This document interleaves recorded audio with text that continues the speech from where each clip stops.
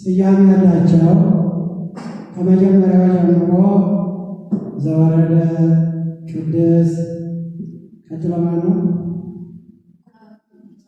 ምኩራብ፣ መጻሕፍት።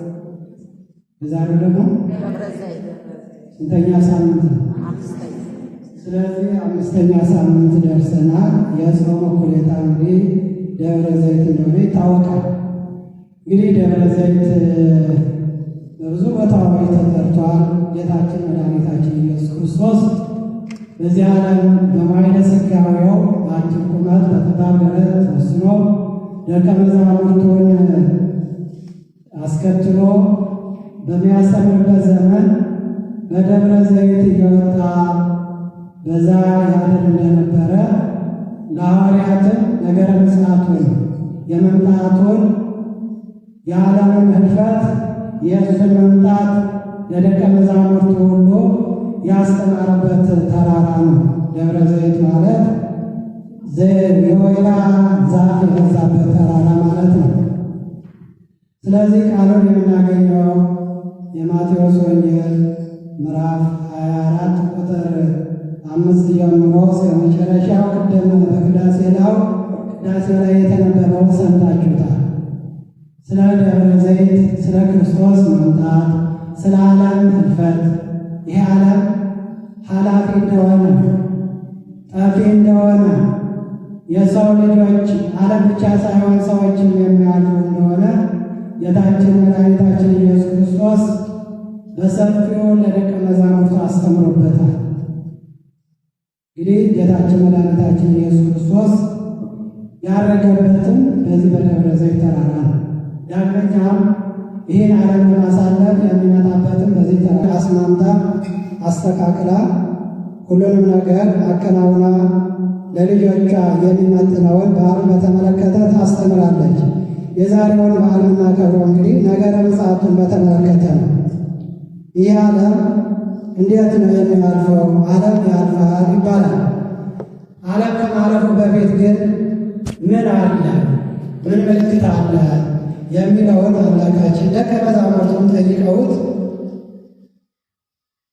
አምላካችን መድኃኒታችን ኢየሱስ ክርስቶስ በሰፊው ነግሯቸዋል። ምን ትወጡ ምጽአቱ የመምጣት ምልክት ምንድን ነው? የዚህ ዓለም ሕልፈትስ ምልክቱ ምንድን ነው? ብለው ጠይቀውት ጌታችን መድኃኒታችን ኢየሱስ ክርስቶስ የነገራቸው ነጥቦች አሉ። ይሄ ዓለም ከማለፉ በፊት እንዲህ አይነት ምልክት ይሆናል በማለት ምልክቶችን ነግሯቸዋል። እንግዲህ ከምዕራፍ 1 ጀምረን ስንመለከተው ጌታችን መድኃኒታችን ኢየሱስ ክርስቶስ ከመቅደስ ወጥቶ ሄደ። ደቀ መዛሙርቱም የመቅደሱን ግንቦች ሊያሳዩት ቀረቡ። እርሱ ግን መልሶ ይህን ታያላችሁን? እውነት እላችኋለሁ ድንጋይ በድንጋይ ላይ ሳይፈርስ በዚህ አይቀርም አላቸው። ድንጋይ በድንጋይ ሳይፈርስ አይቀርም አላቸው። ደቀ መዛሙርቱ የቤተ መቅደሱን ሕንፃ ሊያሳዩ ቀረቡትና ነገሩት። ጌታችን መድኃኒታችን ኢየሱስ ክርስቶስ ምን አለ? ድንጋይ በድንጋይ ሳይፈርስ አይቀርም። ይህ ሰው የገነባው ድንጋይ ነው። ይህ ሰው የገነባው ይቅርና ሕንፃ እግዚአብሔር ሰው የሠራው ሰው ይፈርሳል፣ ይበሰብሳል። ይህ ያደንቃቸዋል ወይ ብሏቸው። እንኳን ሰው የገነባው ሕንፃ ይቅርና እግዚአብሔር የፈጠረው ፍጥረት ባለ እግዚአብሔር የተፈጠረው ሰው ይፈርሳል፣ ይበሰብሳል፣ ያልፋል። ይህ ነው የነገራቸው ስለ ቤተ መቅደሱ መፍረስ፣ ስለ ቤተ መቅደሱ ለደቀ መዛሙርቱ ሕንፃው እንዲህ ሲያምር ይፈርሳል ትላለህን አሉት። ሕንፃው እንግዲህ የጠዋት ጨራ ወድቆበት ሲያንጸባርቅ አይተው ደቀ መዛሙርቱ እንዲህ ሲያምር ይህን ቤተ መቅደስ ይፈርሳል ትላለህን አሉት። ይህ ሰው የሠራው ነው፣ ሰው የገነባው ነው፣ ሰው የተጠበበበት ነው። እንኳን ይህ ይቅርና ሰው የሠራው ይቅርና ባሪያ እግዚአብሔር የተፈጠረ ሰውም ይፈርሳል፣ ያልፋል፣ ይሞታል አላቸው። ከዚህ በኋላ እርሱም በደብረ ዘይት ተቀምጦ ሳለ ይላል ምዕራፍ ቁጥር 3 ላይ እርሱ በደብረ ዘይት ተቀምጦ ሳለ ደቀ መዛሙርቱ ለብቻቸው ወደ እርሱ ቀርበው ንገረን፣ ይህ መቼ ይሆናል አሉት። ምን አሉት?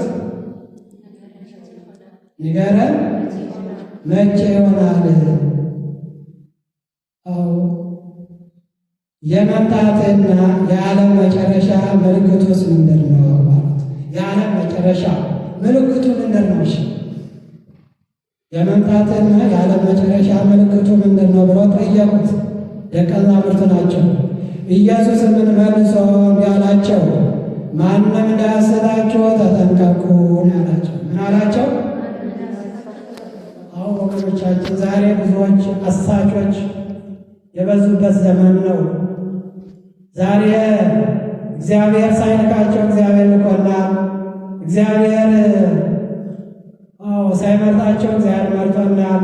እኔ ነቢይ ነኝ፣ እኔ ሐዋርያ ነኝ፣ እኔ መምህር ነኝ እያሉ ዓለሙን ግራ የሚያጋቡ ብዙዎች ወደዚህ ዓለም እንደመጡ ተጠንቀቁ እንዳያስቷችሁን ያላቸው። ወገኖቻችን እናስተውል። ማንም እንዳያስታችሁ ተጠንቀቁ፣ ብዙዎች እኔ ክርስቶስ ነኝ እያሉ በስሜ ይመጣሉና። ምን እያሉ ነው የሚመጡ? በክርስቶስ ስም ነው ደግሞ የሚመጡ። የማስታቻ ዘዴያቸው ምንድን ነው? እኔ በክርስቶስ ስም ነው፣ ክርስቶስ ልኮኛል፣ ክርስቶስን ተቀበሉ፣ እኔ የክርስቶስ አገልጋይ ነኝ፣ እኔ ነቢይ ነኝ እያሉ ወደዚህ ዓለም ሊያስቱ ሰውን ግራ ሊያጋቡ መጥተዋልና ስለዚህ ተጠንቀቁ ብሎናል አምላካችን መድኃኒታችን ኢየሱስ ክርስቶስ አስቀድሞ የተናገረው እንዳንሳሳት።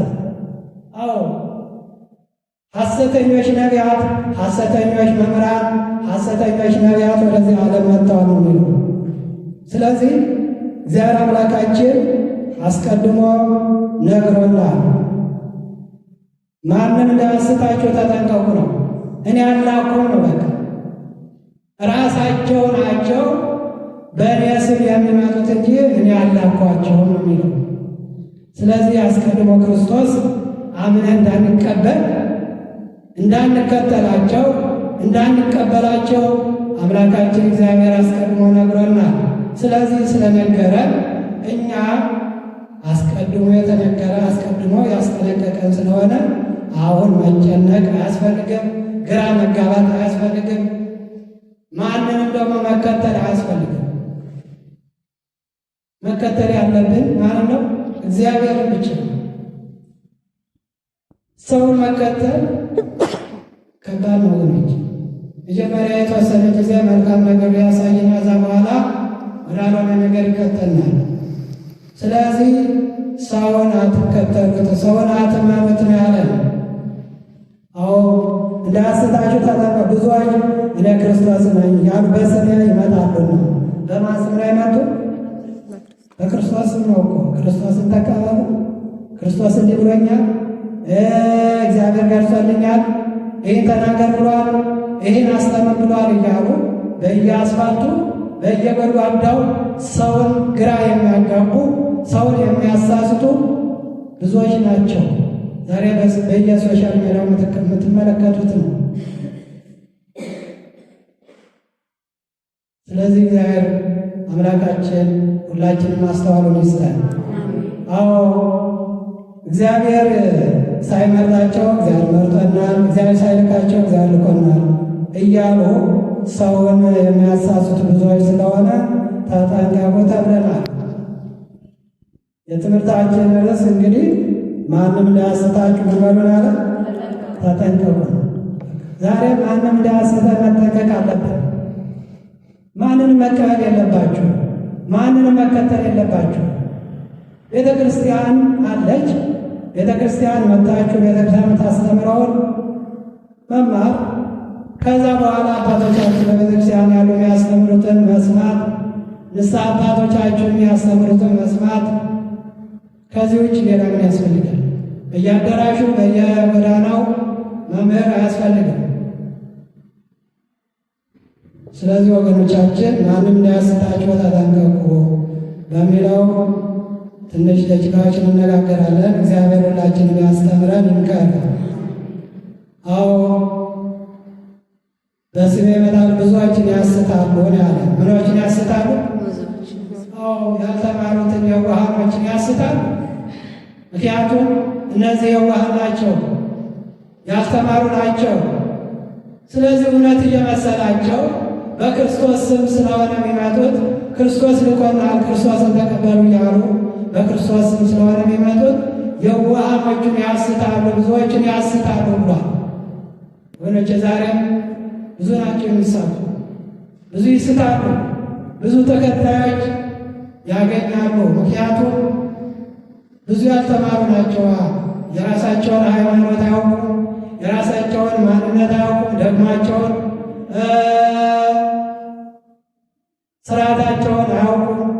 በስመ ክርስትና ብቻ ነው የሚኖሩት። ስለዚህ በየሜዳው በየአስፋልቱ ሲያስተምሩ እውነት እየመሰላቸው የሚከተሉ ብዙዎች ናቸው። ስለዚህ ብዙዎችን ያስታሉ። የነገረ ምጽአቱ የክርስቶስ ከመምጣቱ በፊት የሚሆኑ ነገሮችን ነው እዚህ እያስጠነቀቀ ያለ። ወገኖቻችን እናስተውል። አዎ ብዙዎችን ያስታሉ። ጦርንም የጦርን ወሬ ትሰሙ ዘንድ አላችሁ ይለናል አንዱ ማስጠንቀቂያ።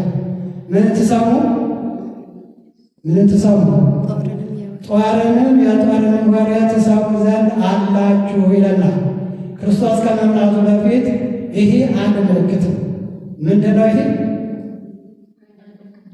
አንዱ ምልክት ነው። ክርስቶስ ከመምጣቱ በፊት ጦርነት ይሆናል። ጦርንም የጦርነት ወሬ ትሰማላችሁ፣ ብዙዎች ሐሰተኞች ነቢያት ይመጣሉ። እንዲህ አይነት ምልክቶች ናቸው። ዛሬ በዓለማችን ያለ ይህ ነው። ጊዜው ቀርቧል ማለት ነው። እነዚህ ምልክቶች ከሆኑ በኋላ ነው ክርስቶስ የሚመጣ ይህ ዓለም ያልፈው ማለት ነው። አስቀድሞ ግን እነዚህ እንደሚሆኑ አስቀድሞ ለደቀ መዛሙርቱ ነግሯቸዋል። የጦርን ወሬ ትሰሙ ዘንድ አላችሁ ይለናል። ዛሬ የጦርነት ወሬ የማይሰማ ሰው አለ? አለ? የለም። ሁላችን በየቀኑ የምንሰማው እሱ ነው። የዓለምን ዜና አጣቦት ያለ ማን ነው? የጦርነት ወሬ ነው። በዚህ ጦርነት ሆነ፣ በዚህ ተገደለ፣ በዚህ ያህል ሺህ አለቀ፣ በዚህ ያህል ሰው ሞተ። ስለዚህ ግዴታ ይህ ትሰሙ ዘንድ አላችሁ ብሎናል አምላካችን እግዚአብሔር የነገረን ትምህርት ነው። ይሄ ማንም ፍጡር አይደለም። ይህ የባለቤቱ ቃል ነው። ስለዚህ ዛሬ የምንሰማው የጦርነት ወሬ እግዚአብሔር የነገረን አስቀድሞ ሊሆን አስቀድሞ ሊደርስ ያለውን ግዴታ ነው። ይህ ግዴታ ነው፣ ትንቢት ነው። አስቀድሞ ክርስቶስ የነገረው ስለሆነ አሁን እየደረሰ ነው፣ እየተፈጸመ ነው ያለው።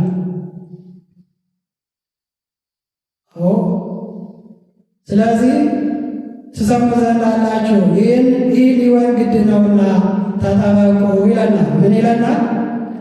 ተጠበቁ። በቃ አትደንግጡ። መሸበር የለብንም። ጦርነት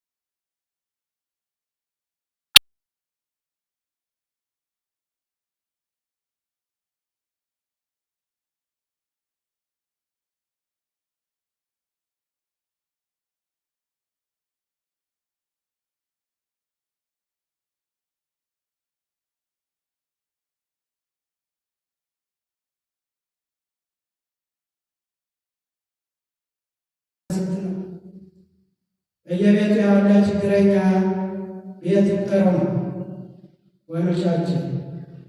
ስለዚህ ወገኖቻችን ይህ እግዚአብሔር አምላካችን አስቀድሞ ከመምጣቱ በፊት ይህን ዓለም ለማሳለፍ ከመምጣቱ በፊት የሚሆኑትን አስቀድሞ የተናገራቸው ነጥቦች ናቸው።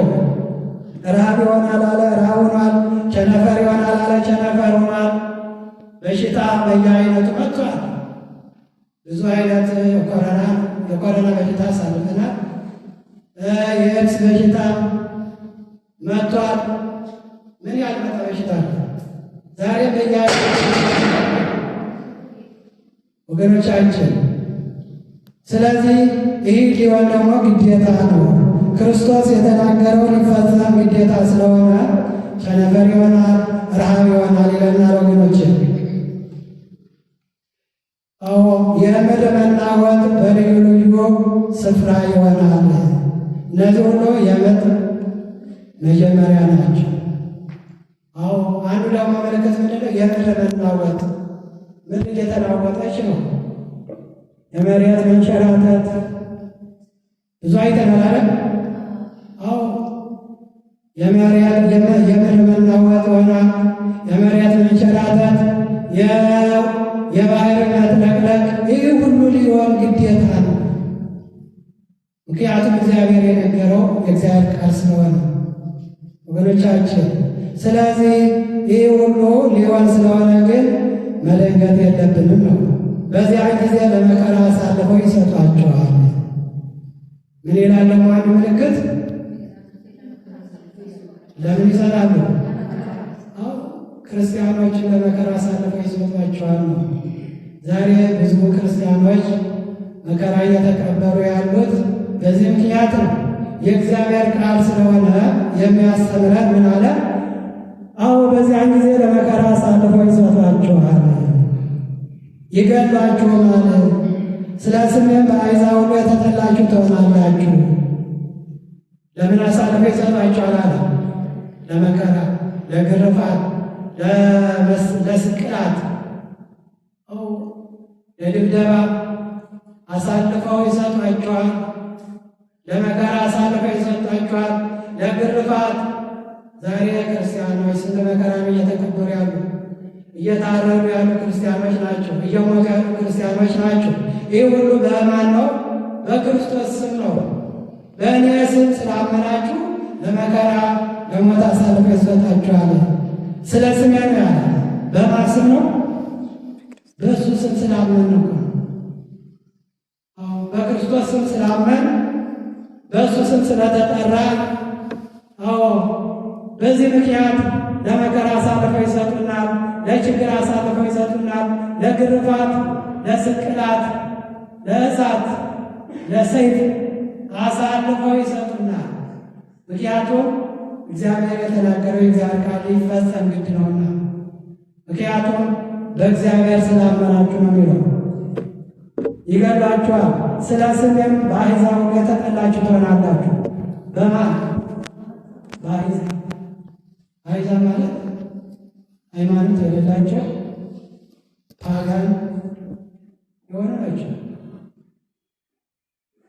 ጥምቀት የሌላቸው ናቸው። እግዚአብሔርን የማያውቁ ናቸው አሕዛብ የሚባሉት። በእነዚህ ዘንድ እኛ በክርስቶስ ያመን ስለሆነ እግዚአብሔርን የምንጠራ ስለሆነ በ40 ቀን በ80 ቀን የተጠመቁ ስለሆነ እነሱ ይጠሉናል። በቃ በእሱ ስም ስላመን ብቻ ነው የሚጠሉ።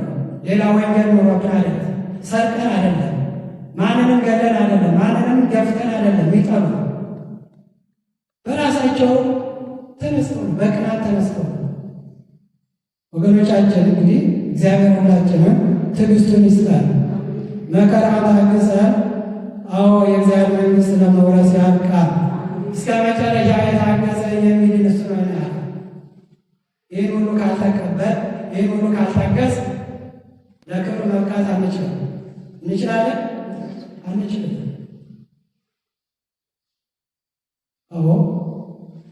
በአሕዛብ ላይ ተጠላችኋላችሁ። በዚያ ጊዜ ብዙዎች ይሰናከላሉ። ይሰናከላሉ። በዚያ ጊዜ ብዙ ይላሉ? ይሰናከላሉ፣ ይስታሉ፣ ይክዳሉ። ከመከራው ብዛት የተነሳ እንግዲህ እርስ በርሳቸው አሳልፈው ይሰጣጣሉ፣ እርስ በርሳቸው ይጣላሉ። ብዙ ሐሰተኞች ነቢያት ይነሳሉ። ብዙዎች ይነሳሉ አለ። ሐሰተኞች ነቢያት ይነሳሉ፣ ብዙዎችንም ያስታሉ። ከአመፃ ብዛት የተነሳ የብዙዎች ፍቅር ትቀዘቅዛለች። ከአመፃ ብዛት የተነሳ የብዙ ሰዎች ፍቅር ትቀዘቅዛለች። ፍቅር የለም ዛሬ። ፍቅር አለ? ግብዝነት እኮ ነው ዛሬ ቢኖረ ፍቅሩ ከአንገት በላይ የውሸት ፍቅር ወደቁ ውሸት። ስለዚህ የብዙዎች ፍቅር ትቀዘቅዛለች። ሐሰተኞች ነቢያት ይነሳሉ። እስከ መጨረሻው የሚጸና ግን እርሱ ይድናል። ምን አለ? በቃ እስከ መጨረሻው የሚታገስ እስከ መቼ? እስከ ዕለተ ምጽአት ማለት ነው። እስከ ሞት ድረስ የጸና ምን ይላል? በቃ መዳን ከፈለግን እስከ መጨረሻው ድረስ ነው። ካልጸናን ግን መዳን አንችልም ወገኖቻችን።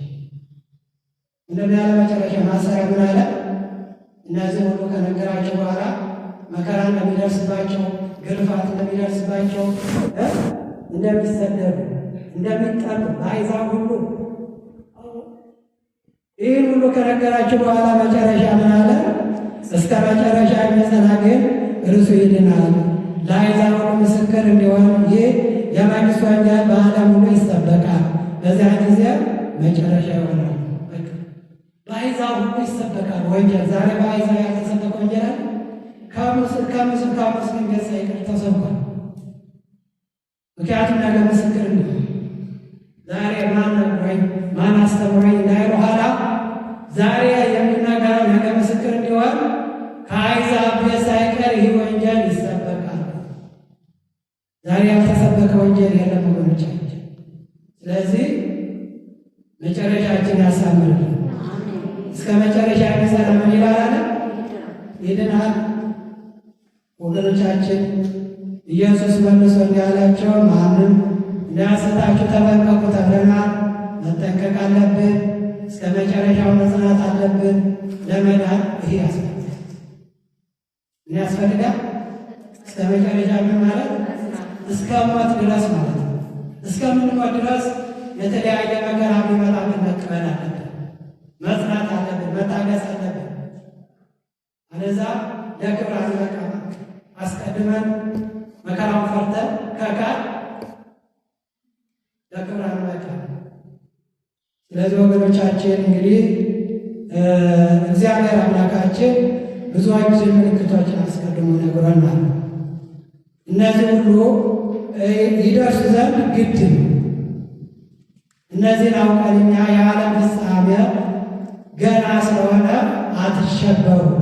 ክርስቲያን መሸበር ሳይሆን በአምላኩ ታምኖ እስከ መጨረሻው መጽናት ያለበት፣ መታገስ ያለበት፣ ንስሐ መግባት ያለበት። ከመከራው ለመዳን ከኃጢአት መራቅ ያስፈልጋል። ንስሐ መግባት ያስፈልጋል።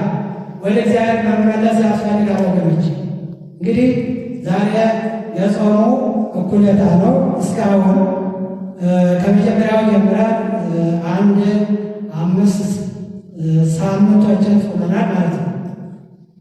ስለዚህ እስካሁን ድረስ እየጠበቀን እያገዘን እየረዳን ቆይቷል። ቀሪውንም እግዚአብሔር አምላክ በሰላም ያስፈጽመን። እንግዲህ እግዚአብሔር አምላካችን በቸርነቱ በመሐሪነቱ በይቅር ባይነቱ እየጠበቀ እየመገበ እያጽናና እያስተማረ ሁልጊዜ ይጠብቀናል፣ ይነግረናል። እግዚአብሔር አምላካችን የተነገረውን ደግሞ ሁላችንም ሰምተን ደግሞ በተግባር እንድናውል አምላካችን ሁላችንም ማስተዋሉን ይስጠን። እንግዲህ እነዚህ ምልክቶች ከመምጣቱ በፊት የሚሆኑ ናቸው፣ ምልክቶች ናቸው። ደቀ መዛሙርቱ ጠየቁት፣ ክርስቶስ በሰፊ ነገራቸው። እነዚህ ከመምጣቴ በፊት አስቀድሞ እነዚህ ሆናል ብሏል። አሁን ጦርነት ብሏል፣ ጦርነቱ ሆኗል፣ ደርሷል። ሐሰተኛው ነቢያት በዝቷል። በክርስቶስ የሚመጡ በስተዋል። ይህ ሁሉ ግዴታ ስለሆነ አሁንም ሁላችንም ሳንሸበር እስከ መጨረሻው ጸንተን የእግዚአብሔር መንግሥት እንድንወርስ አምላካችን ይርዳን። እንግዲህ አብይ ጾም ሰው ብቻ ሳይሆን የሚጾመው ከበሮ ይጾማል አይደል? በጾም ጊዜ ከበሮ አይመታም አይደል?